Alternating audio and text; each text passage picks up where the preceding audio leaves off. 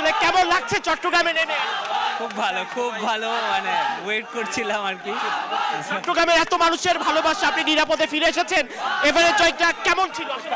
খুবই দারুণ অভিজ্ঞতা, ভাষায় প্রকাশ করার মতো না আর কি। দেশকে রিপ্রেজেন্ট করা এটা সবসময় খুব ভালো। বাবুল ভাই, কোন জিনিসটা চ্যালেঞ্জিং ছিল?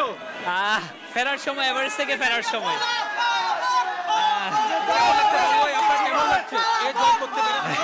খুবই ভালো,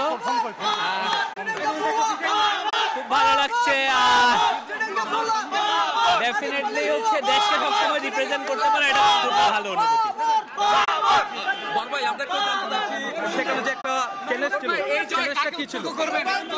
চ্যালেঞ্জ একই অভিযানে 2টা 8000 মিটার পর্বত হচ্ছে একটু মুশকিল আর কি সবসময়ই, তো এইটাই সবচেয়ে বড় চ্যালেঞ্জ আর কি, একই অভিযানে 2টা 8000 মিটার মাউন্টেন ক্লাইম্ব করা।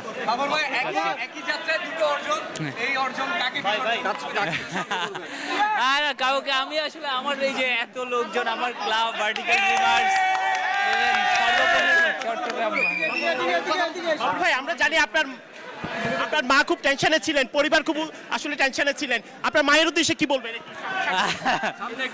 মায়ের উদ্দেশ্যে যদি মায়ের সাথে তো ঘন্টা খানেকের মধ্যে দেখা হবে, তো মাকে বলবো আর কি, মানে মা খুব চায় যে আমি যাতে প্র্যাকটিস করে। আমার যদিও পাবলিক হেলথ ব্যাকগ্রাউন্ড, কাজ করার সুযোগ হচ্ছে আমার সব সময় হচ্ছে প্রোগ্রাম বা ইয়েতে, কিন্তু মা যেহেতু চায় চেম্বার করে, তাহলে চেম্বার করতে চায়। বিয়ে করবেন কি না আপনার মা চায় আপনাকে সংসারিক?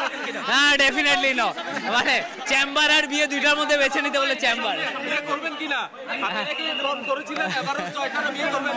একদমই না, বিয়ে করলে আর মাউন্টেন ক্লাইম্ব করা মুশকিল হয়ে যাবে আর কি আমার জন্য।